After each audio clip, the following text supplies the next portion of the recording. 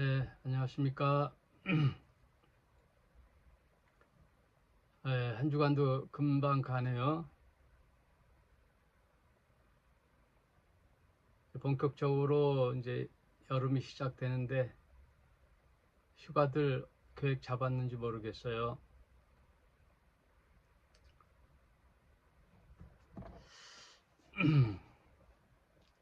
올여름에는 제주도를 한번 갔다 올까 좀 생각 중에.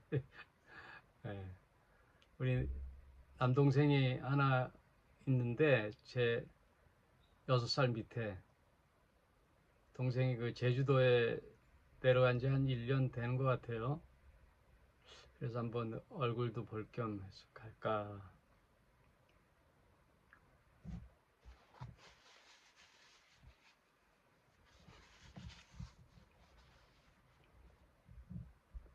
자, 오늘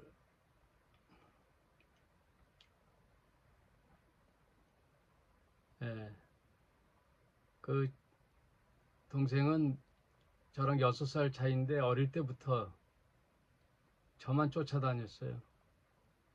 그래가지고 제가 사진을 하니까 또 사진 기술을 배우겠다고 와서 제가 잘 아는 거래처 그 강남에 반포 스튜디오라고 거기에 이제 취업을 시켰는데 거기서 한 2년 배우더니 사진관을 차렸어요. 그런데 제가 이제 사진 일을 접고 목회의 길을 걸어가서 이제 신학 공부를 하고 교회를 했더니 또 나를 쫓아와서 예, 신학 공부를 하더니 동생도 목사가 됐는데 교회는 좀 하다가 말았어요. 아무튼 오늘 마태복음 6장 19절 20절 제가 미리 어제 저녁 때 오늘 나눌 말씀하고 올려놓잖아요. 어떻게 한번 읽어보시는지 모르겠어요. 한번 읽어보고 나름 그 의미를 생각해보고 오늘 본문이 약간 해석이 난해하죠. 힘들죠. 제가 읽어보겠습니다. 19절 너희를 위하여 이런 게 사실 중요해요. 너희를 위하여 그 우리를 위한다는 말씀이네요. 하나님은 당신을 위하지 않아요. 우리를 위하여. 여러분 참된 부모님은 당신을 위하여 뭐 어떻게 하라 그럴까요? 어떨까요? 자식을 위하죠. 자식을.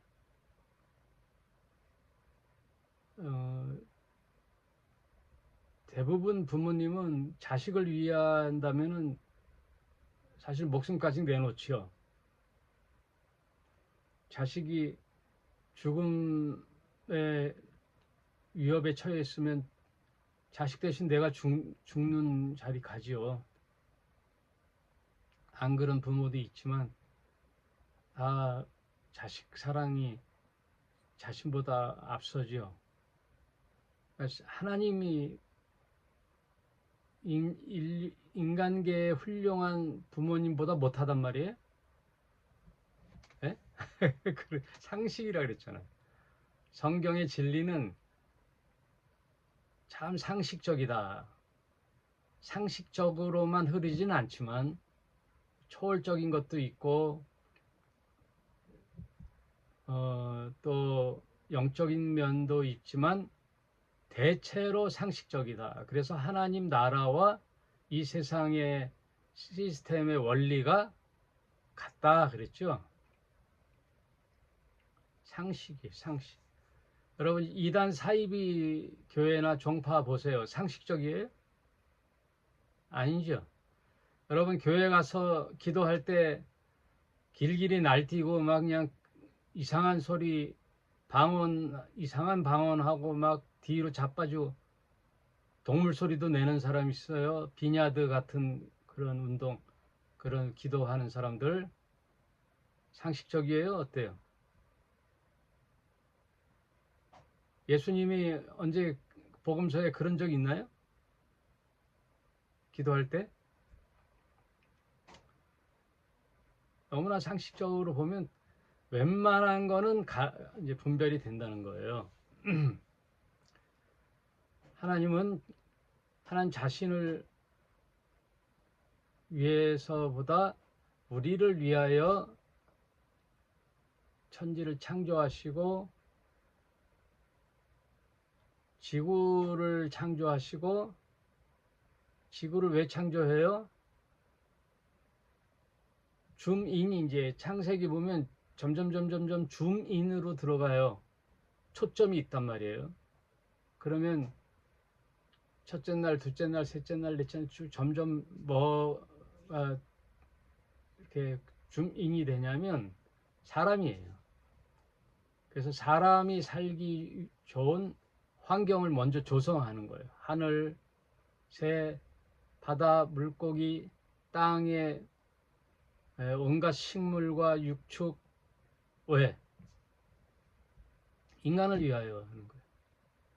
인간을 위한 베이스, 준비. 여러분 이제 사진 찍을 때 또는 비디오 촬영할 때 보면 뚜뚜뚜뚜뚜 하고 줌인 들어가죠? 그 타켓이 있단 말이에요. 목적. 인간이에요.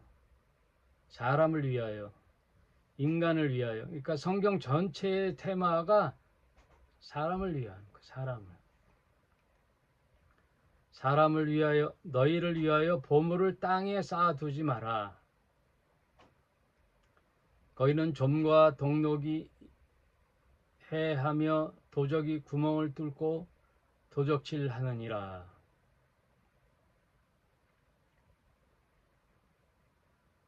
또 20절, 오직 너희를 위하여 또 나오죠. 보물을 하늘에 쌓아두라. 거기는 좀이나 동록이 해하지 못하며 도적이 구멍을 뚫지 못하고 도적질도 못하느니라. 그러니까 이렇게 이렇게 두 가지를 놓고 비교하는 거죠. 성경 예수님의 그 교육 방법이 그래요. 말씀의 교육 방법론. 제가 신학대학원 졸업 논문이 예수의 교육 방법론 해서 비유복음을 주 테마로 해서 졸업 논문을 썼어요.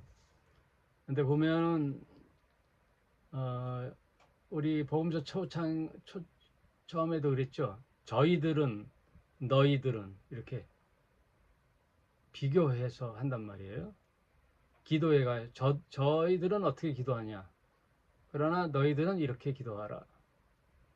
유대인들에게 모세에게 이런 말을 들었냐. 율법. 나는 너희에게 다시 말한다. But I say to you. 반대문형. 그러니 성경 복음서의 전체 내용은요. 사실 율법을 다시 재해석해 주는 거예요. 모세의 이스라엘에 국한된 율법의 말씀이 아니고 새로운 세상, 예수님의 하나님 나라 운동, 새 나라 운동, 그러니 새 계명을 너희에게 준다 그러는 거거든요. 율법이 아니에요. 새 계명을 너희에게 준다. 구약이 아니에요. 신약이에요. 성경 전체의 그림이란 말이에요. 여기서도 보면 보물을 땅하고 하늘, 이 두 가지 테마에서 땅에서 내 보물을 쌓지 말고 하늘에다 쌓아라. 그럼 땅이 뭐고 하늘이 뭐냐? 이게 이제 목사님들마다 다 해석이 다르겠죠. 그래서 개신교 목사님들이 다 이 구절로 뭘 독려하느냐? 헌금할 때 얘기하는 거예요. 헌금. 혼자 먹고 살라고 집에다 보물 쌓아 놓지 말고 교회에다 내라 이거예요. 교회에다가 헌금을 내면 그건 하늘에다가 쌓는 것이다. 하늘에다 내는 것이다.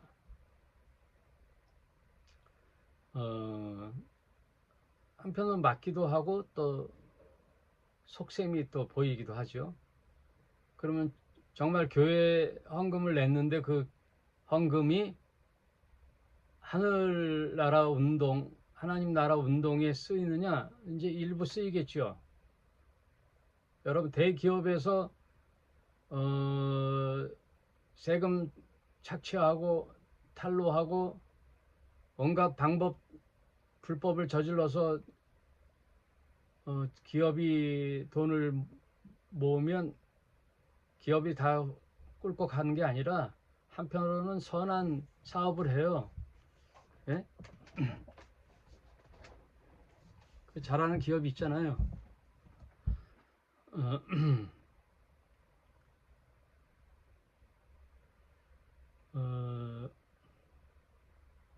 그래서 개신교 제가 있을 때에 저는 교회 할 때도 교회의 정직함, 투명성은 헌금에서 오는 거거든요. 그때만 해도 헌금 내라고 했으니까 저도 주일 성수 11조 헌금 내라고 하는데 그럼 어떻게 하느냐? 정확하게 개척교회일수록 담임 목사들이 그거를 마음대로 유용한단 말이에요. 누가 뭐 감사도 있는 것도 아니고 제재할 것도 아니고 또 그럴 만한 헌금도 아니고 사실은. 그러나 뭐 10,000원이 됐든 100,000원이 됐든 헌금이잖아요. 그럼 헌금이 들어오면 공개를 해야 되는 거예요. 얼마 들어왔다, 그리고 얼마 썼다, 얼마 남았다. 이거를 우리 교회만 공개하느냐? 100% 공개. 다 세상에. 그래서 저희 카페에다가 한 달 헌금 내역을 쭉 쓰고 지출해서 공표하고, 저희 교회에서는 한 달에 한 번 전체 공동의회이지 말하면 뭐 많지도 않지만 그게 교인이지. 예? 우리 여기 김준구 집사님, 박영미 집사님 있지만 다 하는 거예요. 얼마 들어와서 얼마 내고 다. 예. 뭐 구멍가게 그게. 그런데 그게 개척교회 초창 그 작은 교회부터 해야 된단 말이에요. 교회가 막 성장해가지고 어느 날 갑자기 한다? 불가능한 일이죠. 그리고 지금 제가 아는 예를 들어 100명 이상 중형교회, 1000명 이상 대형교회에 헌금을 100% 홈페이지에 들어가거나 카페에 들어가서 열람하면 알 수 있는 교회 한 교회도 없어요. 제가 뭐 모르는 교회도 있긴 있겠지만은 100%라 그러면 안 되지. 그러니까 98% 교회 헌금 공개 안 해요.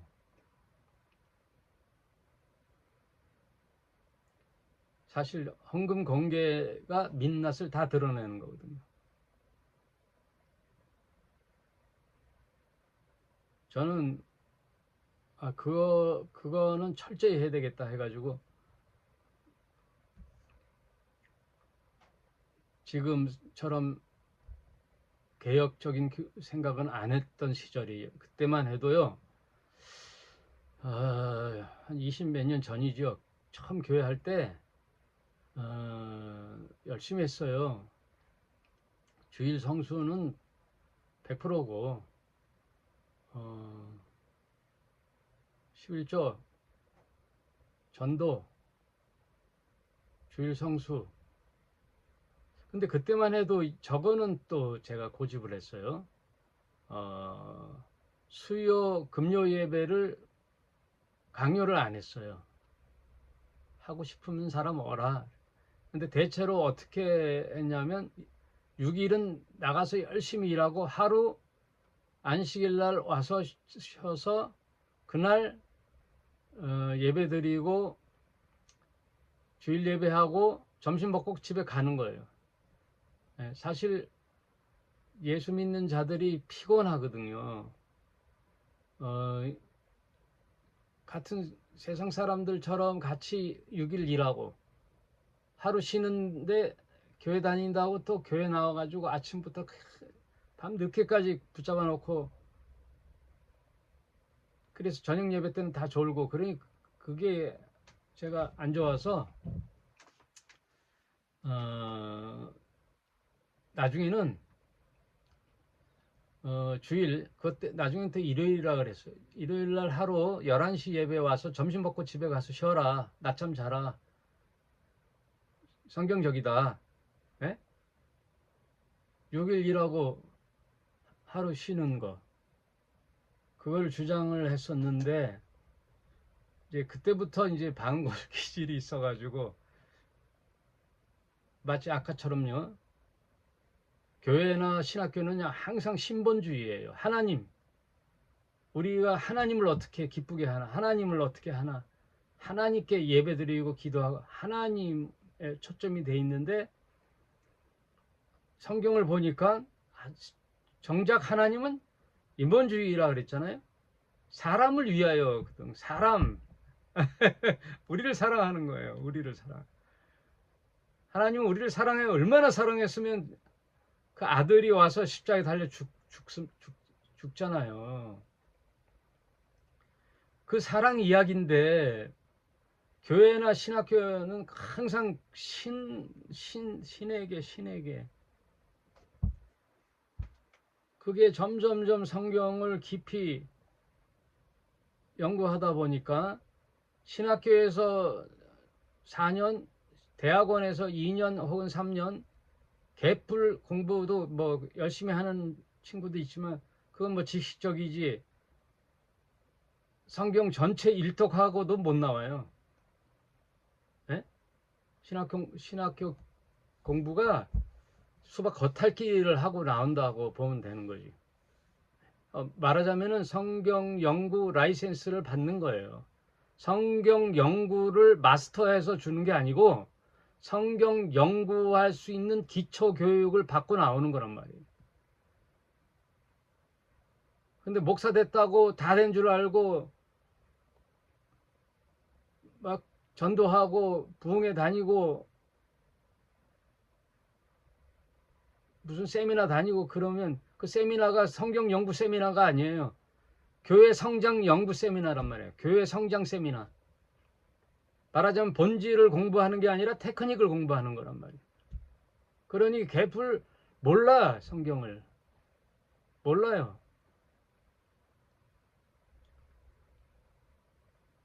제가 계시록을 한번 붙잡고 10년을 연구했는데 계시록 공부하는 사람이 수두룩 빡빡해. 계시록 몰라요. 뭐 지금에 와서는 계시록 뭐 그렇게 깊이 몰라도 되긴 되지만 아무튼 성경을 잘 몰라요. 그냥 교회의 선배들 신학교 가서 초심을 잊어버리고 교회의 어떠한 그 방법론을 배우고 온단 말이에요.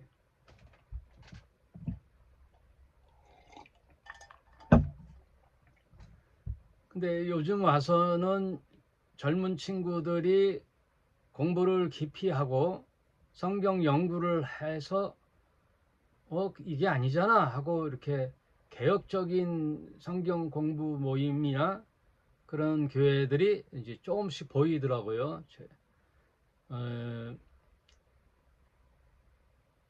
제가 막 교회 할 때, 또 저희 동서가 교회 개척할 때가 80년도니까 그때만 해도 교회의 부흥만 목적이란 말이에요. 교회 빨리 부흥해서,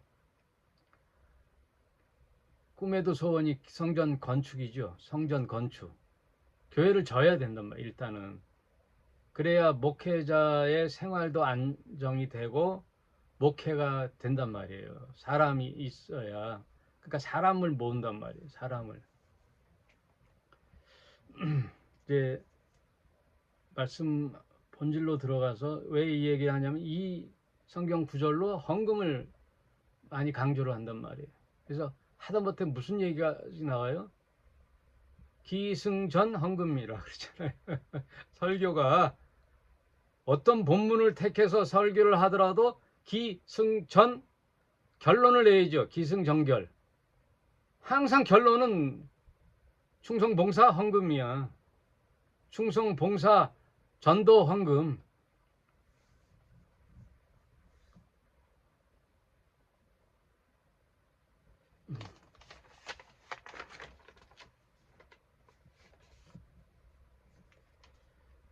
본론으로 들어가면요. 예수님은 성경 말씀을 할 때 항상 이렇게 그 유대인의 교육 방법론 중에 하나인데 대조법, 대유법이 있고 비유법이 있고 또 강조법이 있어요. 강조. 부정의 부정이 강한 긍정이잖아요. 쉽게 제가 설명을 하면 이런 얘기예요. 마가복음 10장 29절에 굉장히 어려운 구절이에요. 근데 그런 상식을 알고 배경을 알고 읽으면 쉽단 말이에요. 예수께서 가라사대 내가 진실로 너희에게 이르노니 나와 및 복음을 위하여 집이나 형제나 자매나 어미나 아비나 자식이나 전토를 벌이는 자는 버려야 된다는 거예요. 버리는 게 재산 정도가 아니라 내 집, 아파트, 형제, 자매, 어미나 아비나 자식이나 전토를 벌이는 자는 그럼 뭐 하는 거예요? 머리 깎고 중대라는 얘기? 30절 금세에 있어 내세가 아니에요. 죽어. 교회는 그렇죠. 지금 열심히 해. 그럼 천국 가는 거야. 열심히 안 해? 그냥 지옥 가는 거야.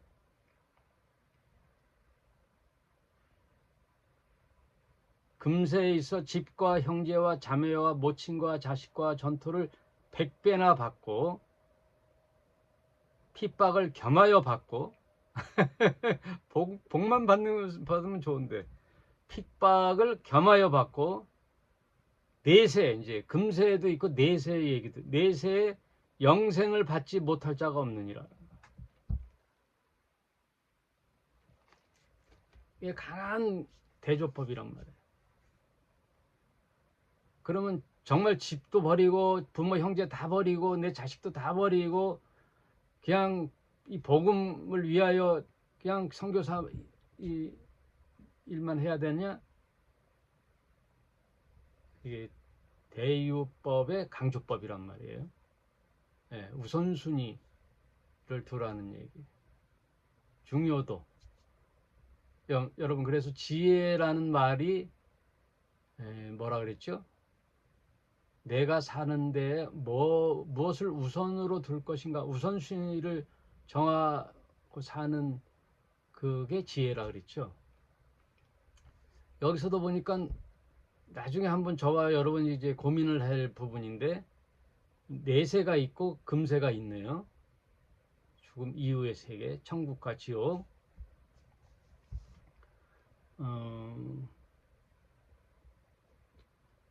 그러니 여기서는 내 보물, 귀한 것, 보물이라는 것은 재물도 되고 내가 아끼는 모든 것이 될 수 있죠. 보물.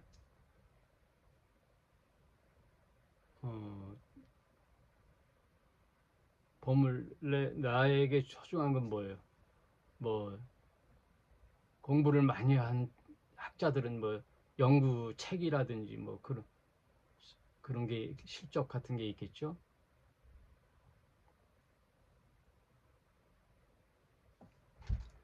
녹화가 이제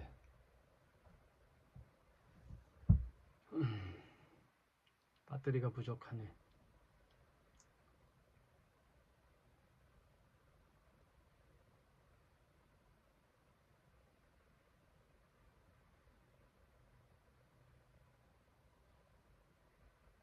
그 내 보물을 땅에 쌓아두지 말라. 그러니까 땅과, 그럼 어디에 쌓아두느냐? 하늘에 쌓아두라. 이런 이제 두 가지 면을 비교해서 이제 계속해서 그 설명을 해주는 거예요. 그 본문을 해석하기 힘들 때는요, 전후를 살펴보거나 또 혹은 성경 전체의 사상을 대입해서 보거나 이렇게 해야 돼요. 쭉 뒤에 읽어보면 또 무슨 얘기가 나오냐면, 한 사람이 두 주인을 섬기지 못할 것이니 혹 이를 미워하고 혹 저를 사랑하거나 혹 이를 중히 여기고 저를 경히 여김이라. 너희가 하나님과 재물을 겸하여 섬기지 못하니라. 그러니까 하나님과 재물에 대한 비교네요. 또 여기서는 땅과 하늘의 비교지요. 네. 이런 맥락이란 말이에요. 그러면 땅의 것은 다 버려야 되느냐? 하늘 것만 좋으냐? 그런 뜻이 아니라는 거예요. 이 대유법은 뭐를 더 중히 여기느냐를 얘기하는 거예요. 이게 필요 없다는 게 아니에요. 성경이 그래요. 예수님이 광야에서 시험을 받고 나올 때 처음 뭐라 그랬죠? 돌덩어리를 떡으로 만들어 먹어라라는 사탄의 시험에 예수께서 뭐라 그래요? 사람이 떡으로 살지 않고 하나님의 말씀으로 살아라는 뜻이 아니라 떡으로만, 그러나 떡이 필요한 걸 전제로 하는 얘기예요. 떡도 필요하지만 더 중요한 너희 하나님 아버지 입에서 나오는 말씀으로 살 것이라.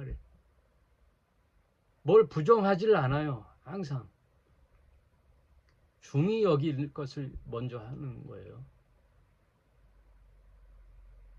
그래서 6장 끝에 가면 뭐가 나오냐면, 너희가 먼저 그 나라와 그 의를 구하라.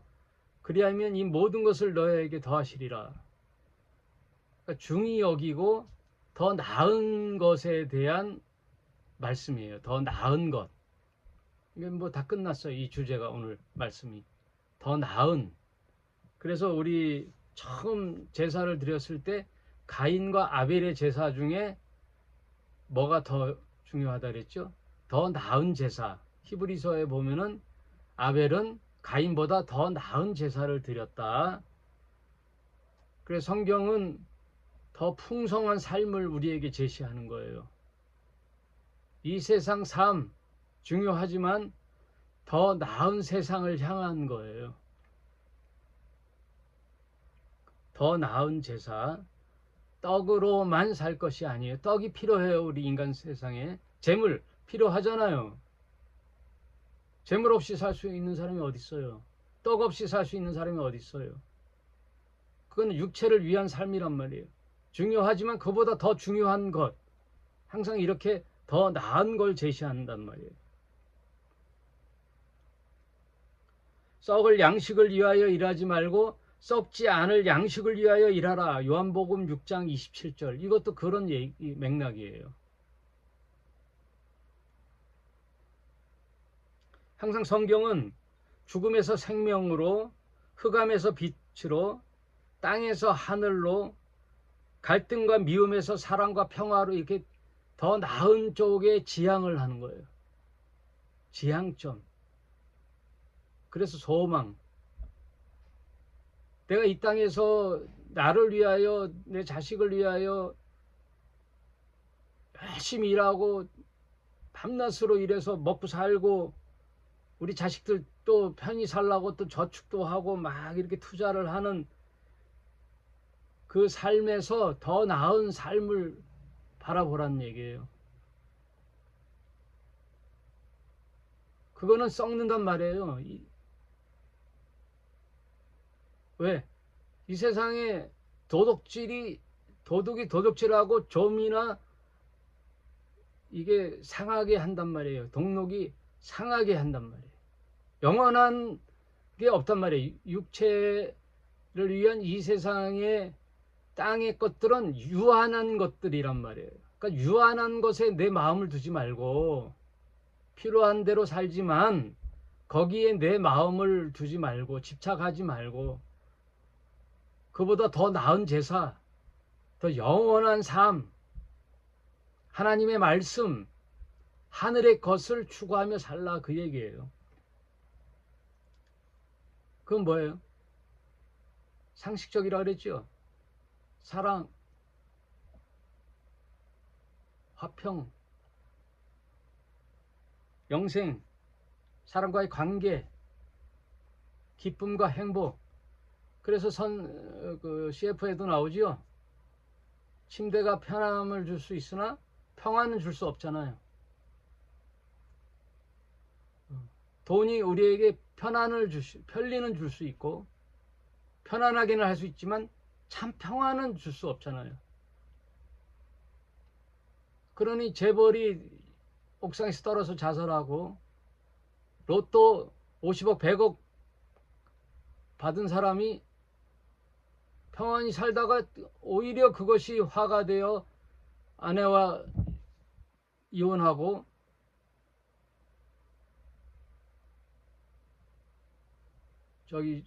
노름이나 투기로 가서 헛된 짓 하다가 그 로또 당첨된 사람의 다는 아니지만 그 후기 로또 당첨된 사람들이 나중에는 어떻게 살았다라는 걸 대부분 보면은 비참한 삶으로 귀결이 되잖아요. 왜냐하면 그 재물을 컨트롤할 수 있는 그 능력이 없는 사람에게 오는 거란 말이에요. 그건 화가 되는 거란 말이에요. 칼은 요리사에게는 반드시 필요한 거고 유용한 거지만 그게 어린아이에게 들어갔을 때는 위험한 사람을 상하게 하는 게 될 수 있는 거예요. 네.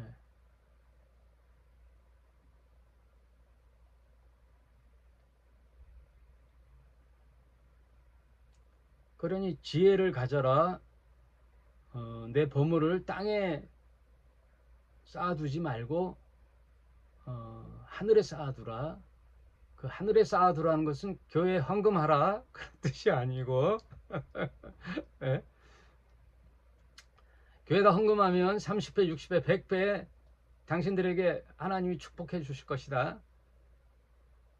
상식적으로 안 맞는 하나님이에요. 그건 무당 하나님이 무당이 하는 짓이지.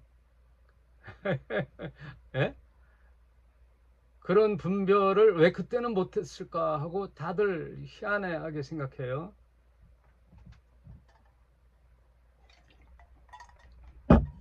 돌이켜보고 거기서 나와보면은 아는데, 그래서 제 지인 중에 나도 예수를 믿고 싶어, 어느 교회 갈까? 그래, 어느 교회 가 할 교회가 없어요. 근데 그나마 그 근처에 건전한 교회 있다 그러고 가되 헌금은 하지 마라. 예? 가긴 가. 그래도 헌금은 하지 마. 예.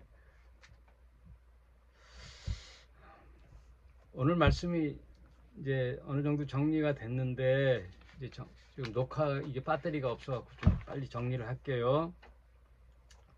여러분, 교회를 왜 가느냐? 여러분도 찝찝하죠? 박수희 씨, 박영미 씨, 김중구 씨 찝찝해요? 교회 안 가니까 뭔가 찝찝해. 이래도 되는 거야? 이렇게 살아도 되는 거야? 이렇게 살다 하나님 칭찬 받을까? 천국 갈까? 야, 이상한 목사 믿었다가 뭐 이거 잘못되는 거 아니야? 교회를 왜 가요? 그곳에서 예배 드린다라고 생각해서 가는 거예요. 예배. 그래서 그곳에 가서 예배를 드려야지 하나님이 도장 찍어준다라고 생각하기 때문에 가는 거란 말이에요. 그러니까 그럼 예배란 뭘까? 그리고 그 건물 교회가 뭘까라는 것을 알면은 답이 나오는 거란 말이에요. 상식적이라 그랬죠? 상식적이다. 예배라는 것은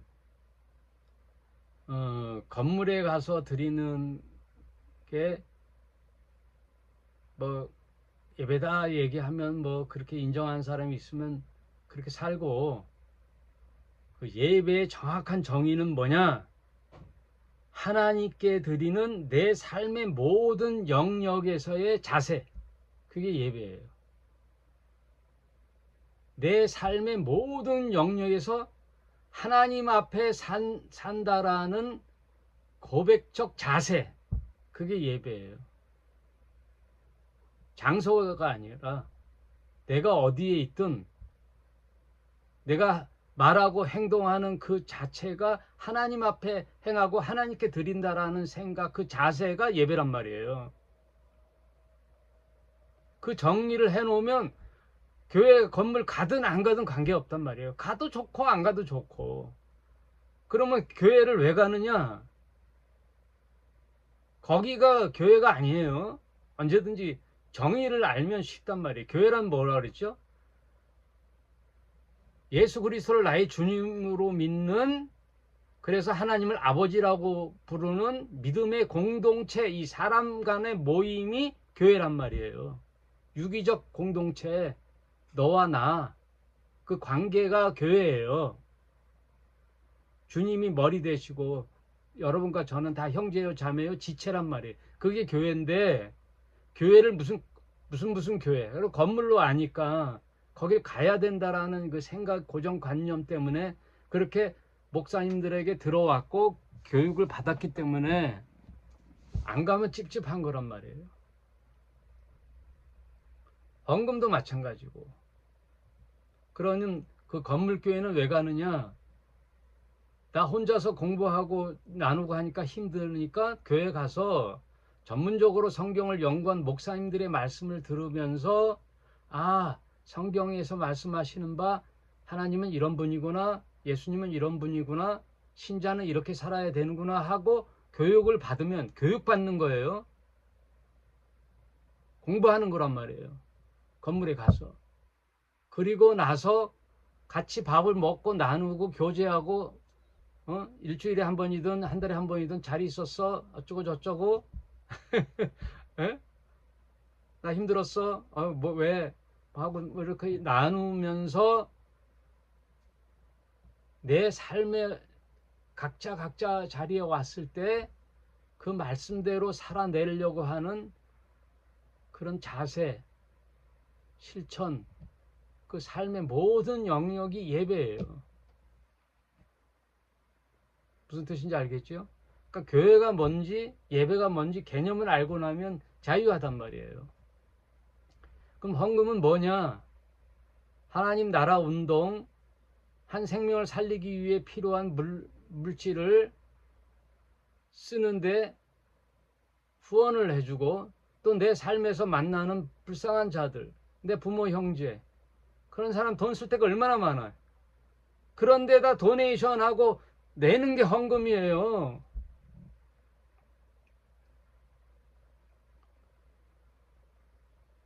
교회라는 공동체가 세워지는 데 필요한 후원금도 헌금이고, 하나님께 드린 바 되는 헌금이 없단 말이에요. 하나님은 돈이 필요 없어요. 하나님 무슨 돈이 필요해. 그리고 여러분이 착한 선행으로 하나님이 뭐 이루어지는 게 아니란 말이에요. 여러분이 착한 일, 요거 하나만 하고 마칠게요. 왜? 꽤 의외로 많더라고요. 내가 예수의 신자로 사는데 무슨 일을 해야 될 것만 같아. 착한 일을 해야 될 것 같아. 뭐를 해야 될 것 같아라는 부담감이 있어요. 부담감 갖고 하지 말라는 거예요. 부담감 갖지 말라고. 성경은 모두 자발적으로 나오는 거예요. 자발적. 믿음 자체도 자발적이에요. 하나님 강제로 하지 않는단 말이에요. 자발적. 하고 싶을 때 해요. 하기 싫으면 하지 마. 하고 싶을 때 하고, 그 범위를 조금씩 확대해 나가고, 작은 일부터, 내가 할 수 있는, 감당할 수 있는 일부터. 그래서 뭐 당신이 뭐 저 여러분이 뭐 했다고 해서 그게 내가 구원을 받는데 큰 뭐 뭐라 그러지? 그 무슨 뭐라 그래요? 기업에서 그걸 뭘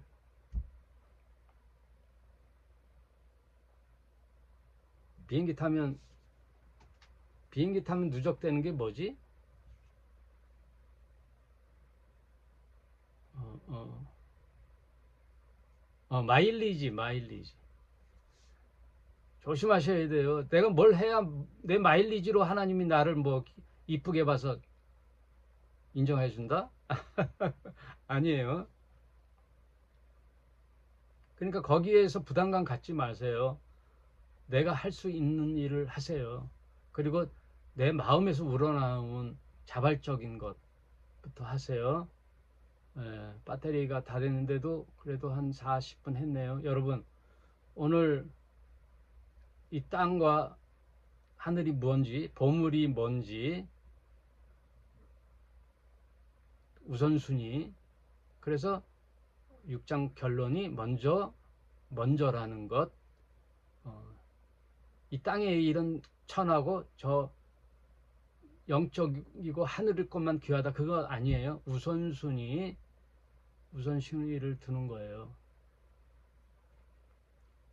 다음에 천국과 지옥이 과연 있는가 없는가, 다음이 아니라 언젠가 한번 생각해 보는 거예요.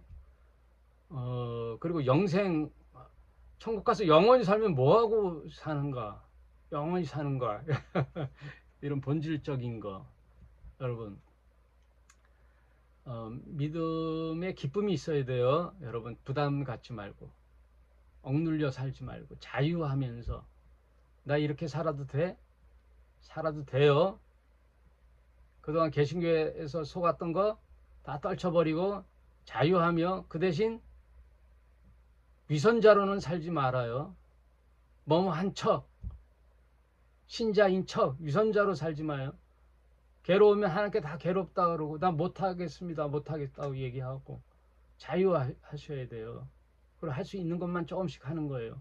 단 위선자로 살진 말아요. 저도 마찬가지예요. 목사지만 목사답지 못한 거 무지하게 많단 말이에요. 근데 그런 척 하지 않고 사는 거, 여러분, 각자의 숙제예요. 그게 위선자로는 살지 말자. 최소한 위선자로는 살지 말자. 그러나 자유하자. 오늘 여기까지 하겠습니다.